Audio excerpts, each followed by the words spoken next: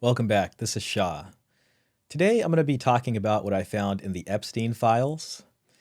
If you go to the Department of Justice website, you can search query terms of the Epstein files. And if you've been watching my channel, then it should come as no surprise to you that I had to query the word dowry. And to my surprise, there were actually a few emails that mentioned the word dowry.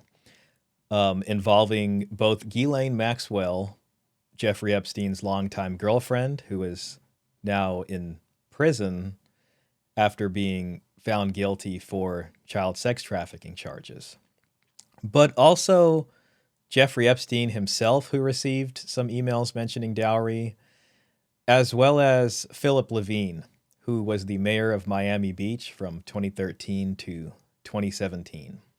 On December 29, 2001, which was a Saturday, Ghislaine Maxwell emails Philip Levine and says this: "Are you upset that I told him to take a hike and that I wanted to be with you at all cost? I thought that you would be pleased. I am truly a little hurt that you only want me if I come with an important dowry. Somehow that seems so old-fashioned. Dowry went out over 100 years ago. But if I think about it, part of your charm is your old-fashioned approach to courting. Till consummation. Signed, GX." If you do a Google search on the definition of dowry, Google says dowry is the property or money brought by a bride to her husband on their marriage. To give a more formal definition, I like to refer to Jack Goody, who was an anthropologist who did a ton of research on marriage transactions. And in his book, Bride, Wealth, and Dowry, Jack Goody says this about dowry. Dowry is part of a familial or conjugal fund which passes down from holder to heir, and usually from the parents to the daughter.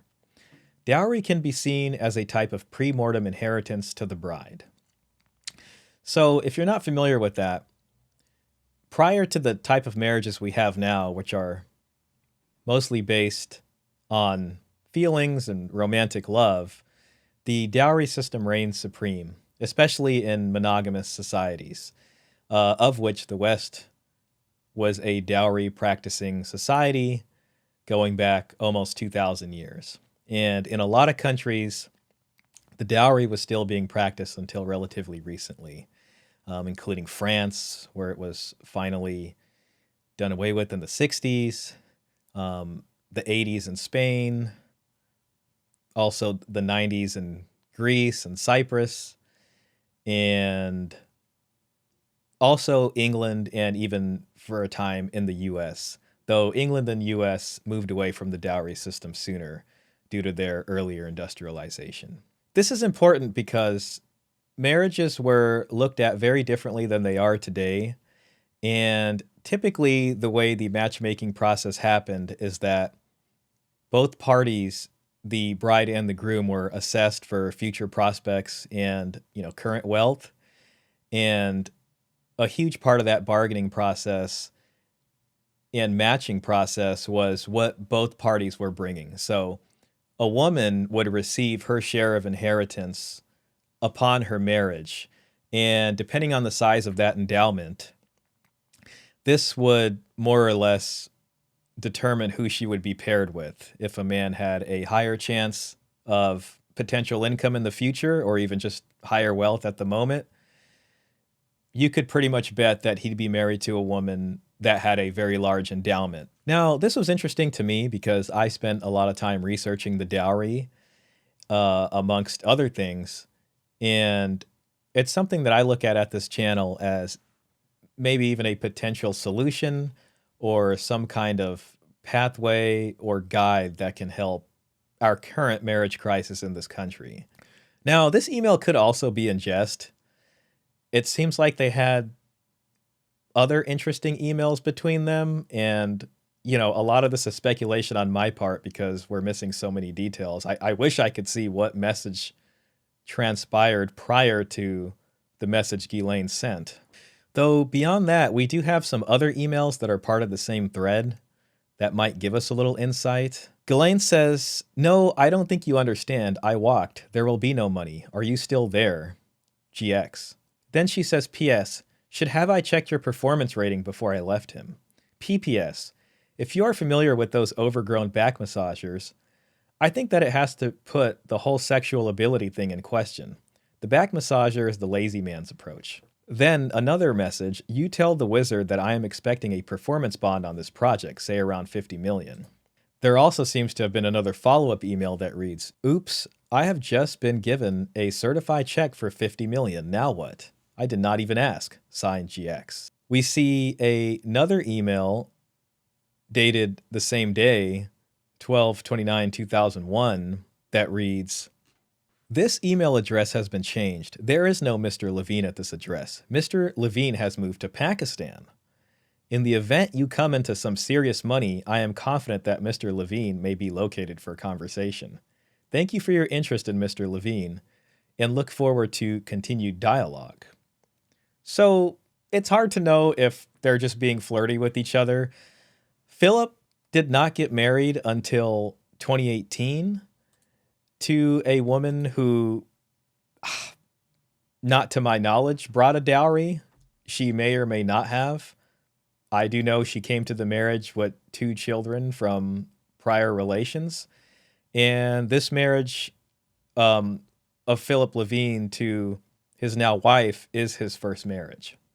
So they were obviously flirty with each other. It's not clear if her mention of making a pass at Philip and being rejected over having no dowry is entirely serious or if it's something in jest. To me, it's quite interesting because Philip Levine and Ghislaine Maxwell both being of Jewish descent, the concept of dowry isn't something that's exactly alien to them, though Ghislaine Maxwell herself does say that it was something that fell out of practice 100 years ago, which isn't incorrect. The Jewish community, I think, is more often associated with the mohar, which is the term for bride price. And the bride price is distinct from the dowry in that the bride price is an amount paid from the groom's side to the kin of the bride. And this is something that's mentioned in the Old Testament. Dowry isn't exactly as well known. However, as time goes on, dowry becomes a staple of Jewish society, and that carries them all the way, up until just about 100 years ago. So to me, I think the concept of a dowry might be more within memory in the Jewish community than other communities. Take this newspaper article published in 1933, April 18th in the Aberdeen Press. This one is titled, Off the Dot. The dot is another word for the dowry. It reads, the old word dowry is seldom heard nowadays, at least in this country. Although with the French and the Jews, it seems still as essential to a marriage as the bride. Or this newspaper article, published December 20th, 1937, in the Sydney Morning Herald, which is titled, Man's 8 Wives, Each Brought a Dowry. And this is from Warsaw. A young Polish Jew who is a commercial traveler has been arrested on a charge of bigamy. The police say he has 8 wives in different towns and he has received 8 dowries. Each of the women is ignorant of the existence of the others.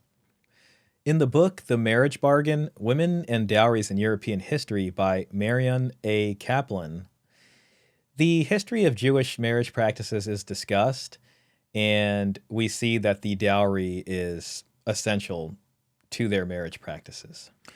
One paragraph from the book states, during a period of depression and rapid capital accumulation in Imperial Germany, dowries took on added meaning for a successful and enterprising bourgeoisie eager to invest, as well as for a caste of nobles and higher civil servants whose fortunes had declined.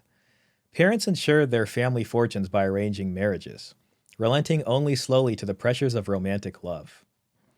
Women's fate hung on the size of their dowries. The greater the sum, the better they married, and the greater their status vis-a-vis their husbands and in-laws. The corollary to this was also true. Without an education or the means to support themselves, those with meager endowments entered less desirable marriages in weaker positions, chose propertyless marriages or remained single and often destitute for life. For Germany's Jewish minority, and for ethnic and religious minorities in general, dowries served additional functions. Ethnic and religious groups often displayed distinct economic profiles. In the case of German Jews, preponderantly in commercial enterprises and a commitment to endogamy. For the most part, dowries were used to maintain group cohesion and class cohesion within the group, but this did not prevent the wealthiest from using a large dowry to marry out if they wished. Endogamy is a word that refers to people marrying within a group, and that could be defined as an economic group, or an ethnic group, or a religious group. This is distinct from hypergamy, which tends to see one party marrying from one group, typically into a higher social class. Another paragraph from the book, The Marriage Bargain, and this is from an essay within that book titled For Love or Money, The Marriage Strategies of Jews in Imperial Germany, also written by Marion A. Kaplan. She writes, the customs surrounding the arrangement of Jewish marriages in Imperial Germany reflected ancient Jewish traditions, but also mirrored prevailing practices among the German bourgeoisie. Jewish attitudes toward love, marriage, financial security, and parental control were in many ways quite typical. A predominantly middle-class Jewry, like its Gentile counterparts in an industrializing capitalist economy, sought to concentrate capital through dowries and to create economic and social alliances through marriage. Jewish expectations and habit revealed the conflict between the commonplace reality of arranged marriages, of convenience, and the emerging ideal of romantic companionate marriage. By the beginning of the 20th century, Jews and other Germans increasingly acknowledged a more sentimental interpretation of the marital relationship. Yet it was only after the First World War that the confluence of structural and post-war economic conditions, not least of which were the entry of middle-class women into the labor force, and the damage to middle-class savings caused by the inflation, successfully challenged the control middle-class parents had over their children's decisions and permitted young people to quote-unquote fall in love. So from this, you can kind of see the struggle in Ghislaine Maxwell's email to Philip Levine. Ghislaine seems to be in love. Maybe I'm pushing that a bit too far, but she definitely seems to desire Philip Levine. And Philip Levine, in what would appear to be a prior correspondence, which I do not have access to, but according to this email, of which Ghislaine refers, Philip Levine rebuffed her advances and cited her lack of dowry as his reason for not considering her proposal more seriously. What today to us might seem strange, going back 100 years was fairly normal. That would have been the typical response and the typical consideration in the marriage bargain. So if somebody did make a proposal, the contributions of both parties would be taken into account.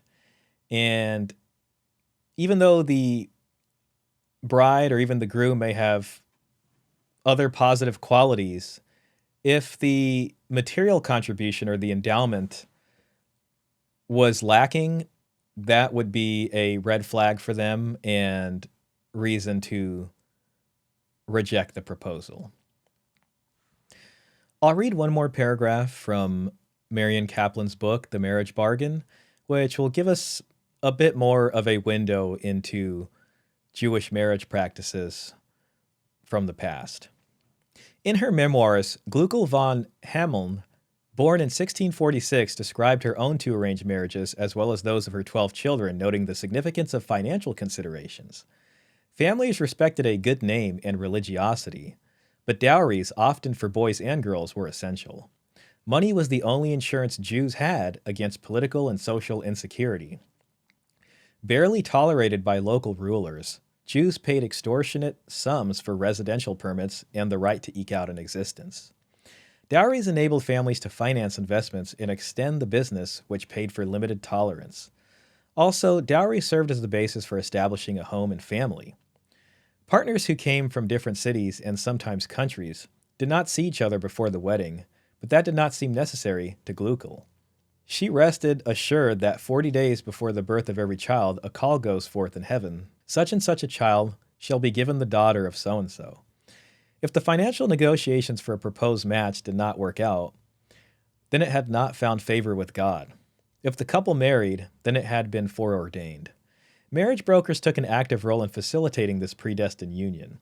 Their contacts reached across national boundaries, particularly when seeking matches for the wealthy. But even the poorest could anticipate an arranged marriage, although this often took longer. If a young woman had no dowry, she waited until a wealthy person or a communal organization provided a modest gift.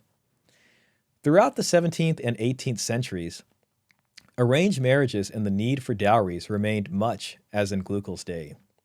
However, the bride and bridegroom generally met each other before the wedding, and parents respected strong dislikes despite the financial penalties for breaking an engagement. I find it interesting that Ghislaine Maxwell at a time wanted to marry Philip Levine. I do wonder if she did have the dowry and Philip was convinced to marry her, how that would have turned out. Maybe she would not be in prison right now and would be enjoying life in Miami or wherever Philip Levine happens to be. But instead, the dowerless woman, Ghislaine Maxwell, ended up being the unmarried longtime girlfriend of Jeffrey Epstein, and where the two engaged in, well, unsavory dealings, to put it lightly. Moving on from Ghislaine Maxwell and Philip Levine, I did find a couple other emails that mentioned the dowry. One of them is from somebody named Nicholas Rebus, and this is sent to Jeffrey E., who I could only assume is Jeffrey Epstein. This one reads, Jeffrey, I'm on the way to Reno for Tuesday Hearing Talkin' AM, Nick. Jeffrey responds and says, okay, good luck. I'd much prefer to get my money back instead of your wife's dowry, with a smiley face. Nicholas responds to that and says, I'm with you. The next email I found to be a lot more interesting.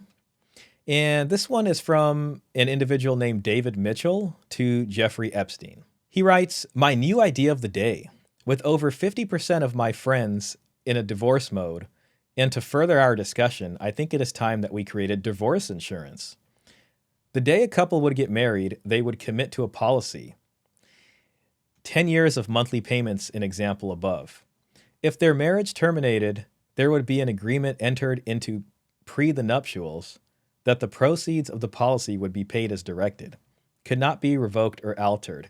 Think of this as a modern day dowry. Over 2.5 million marriages in 2013 in the US. Crazy. So I actually found that really interesting because given the current situation of marriage in our society, there's much debate, much discourse and discussion about, this fundamental building block of society, the family.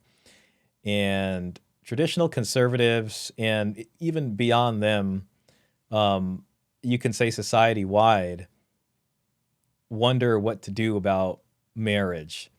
And the way we do marriage now, which really isn't based on these pragmatic factors like it was in the era of the dowry, tends to be more about passion or love as the centerpiece.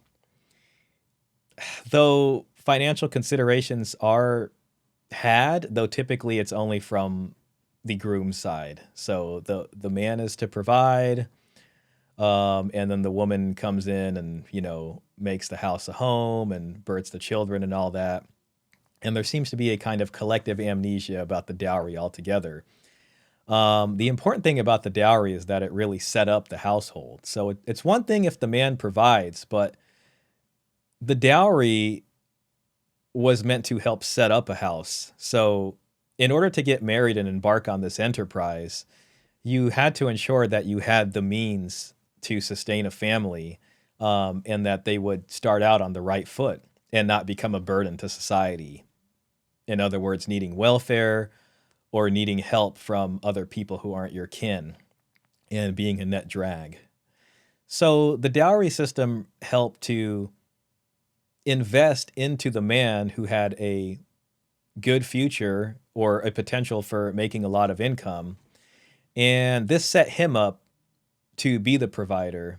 Nowadays, it's more so on the man to provide the money for the household as well as other things. And love is the justification for all of that. This changed our system from the dowry system to a at-fault divorce system, and then later on to a no-fault divorce system. As families begin to disintegrate, we have a further need for a inflated and more robust welfare type of program. And millions of dollars are transferred from people who are, you can say, doing better in their lives, and they are used to help those who are not doing well. And a lot of people end up not doing well because they enter into marriages or relations that end up falling apart once the passion and thrill of romance is gone. In the past, though attraction and romance may have been a consideration, it was not the main consideration. And other pragmatic aspects of marriage took center stage. And this was for the good of not only just the bride and groom, but also for their families and also the children, which would be born, from this marriage. But as marriage starts to fail, I think we can almost see a kind of reincarnation, if I can use that word, of a dowry-esque system, as men especially start to reconsider marriage and have a more realpolitik understanding and perspective of marriage. If a man is going to be monogamous with one woman when he can otherwise not be monogamous, and enjoy the company of multiple women, how would you incentivize him to be monogamous? The dowry was one such method to do that. If at a very young age, a family is going to invest into him and set him up for success in the future, then it would only be fair that his future success is focused on the daughter of a family who invested into him and their children, and not other children from other women. What we see nowadays is women looking for, men of a higher means and a higher status, especially when it comes to marriage, something as distinct from the sexual marketplace, you can say the marriage marketplace, which in my opinion is very different. Women seem to want a man who's making more than them, at least as much, if not more, typically more. And not all men are in this position. So we have a very lopsided marriage marketplace where some men at the top seem to promise a lifestyle, but you can say they can bait the hook very well for multiple women and then not fully commit to them. And in our current day and age, it's not illegal to do that. So this creates an issue where multiple women are trying to wrangle down a high status man, but they're having trouble doing that because there isn't much that distinguishes them from the women around them. In a newspaper article titled "Inflation Intercedes in World's Marriages," published December 12, 1976 by the Independent Record, there is a discussion of the dowry system as well as the efforts to try to move away from it. And one part of the paper, I think, speaks to what we're discussing here about how the dowry can solve this problem of women not being able to stand out from their competition in order to lock down a high status man and to incentivize him into a monogamous setup with her. Towards the end of the article, it reads, "However, abolishing the dowry appeals to some girls because they won't be at such a disadvantage competing against rich girls for a future husband." This helps again to describe the nature and character of the dowry in that it distinguishes women and creates a kind of hierarchy to match the hierarchy of men on the other side of the table. The hierarchy of men tends to be differentiated by income stratification, with some men way up here, you can say a Philip Levine with millions of dollars, some men in the middle, a middle-class man with a decent job, a good job, you could say, maybe some property, and versus the poor who have no property and make very little in wages. On the other end, you'd have women that have different amounts of endowment. You'd have women from very wealthy families who have large endowments, and you'd have middle class women with smaller endowments but still significant. Then you'd have the poor class of women which have no endowment, or they're working to save a dowry or hoping that somebody gives them a dowry through charity, as we read earlier.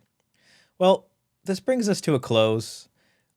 I was intrigued to find emails in the Epstein files that specifically refer to the dowry, and especially the emails between Jeffrey Epstein and the individual who suggested creating a kind of divorce insurance which would act as a modern dowry. I found to be an interesting forward-looking way at looking at our current system and the problems we have. I think people have tried to mitigate for some of the disastrous consequences of divorce. You have the prenup, which is often suggested. I wouldn't really compare that to the dowry. To me, that's more so just a shield for the person who has money, engaging in a hypergamous match with a person who does not have money. So it's really a formal acceptance that one person is coming into the marriage with a much higher contribution, possibly the entire contribution as far as funds are concerned, and the other person is not. And both parties are acknowledging this and creating a plan if the marriage fails. Other people might try to suggest a kind of 50-50 relationship where both people work and contribute to the bills in a joint manner that is agreed upon by them. This does bring up challenges because this would require both parties to have a career. And with both parties working, things like childcare will become challenging. It is harder for a family to take advantage of the fertility window, so to speak, in that it's more likely that they'd end up getting married later, which is what we do see in our society with marriages happening later and later towards about the late 20s, early 30s, where it used to be, in the early 20s, maybe sometime sooner for some folks. This is an entire decade lost for having children, which would result in smaller size families and affect the fertility rate. What we also see in our society is the inability for people to stay together since they mostly base their marriages around love, neglecting these pragmatic considerations. And most people are ignorant to how family law actually works, and they tend to find out about it during the divorce. By making love the centerpiece of the marriage, when a husband and wife find that the love or that spark, as it's so often called, is gone from their marriage, they often see little reason to stay together. And it's really no surprise that a lot of marriage advice seems to be centered around reigniting this spark or what to do after the honeymoon period is over. And, marriage then becomes really hard and it becomes work after that. The dowry system, in my opinion, was a good system because it encouraged both sides of the marriage bargain here to mutually invest into the marriage enterprise. And I think by mutually investing a very real, tangible amount, whatever it happened to be, if it was cash or a house or land, whatever form that took, made it so both parties respected the marriage, the enterprise that they had embarked on, and that the marriage was based on something other than just love or feelings, which so oftentimes do not last. I hope you enjoyed this video, and if you made it this far, please share your opinion in the comments down below of what you think about these emails found in the Epstein files of all places that happen to mention dowry. I'd also be interested in your opinion on the dowry system and some of the sources that we went over today. I think it's a very interesting line of inquiry, and frankly, I've been obsessed with it for a while now, as the regular viewers on my channel know. If you did like what you saw, please hit that like button and the subscribe button. Every Saturday at 7 p.m. Pacific Standard Time, I do a stream, and every now and then I make a video like this one. So every bit of support helps. Thank you, and I'll see you on the next one.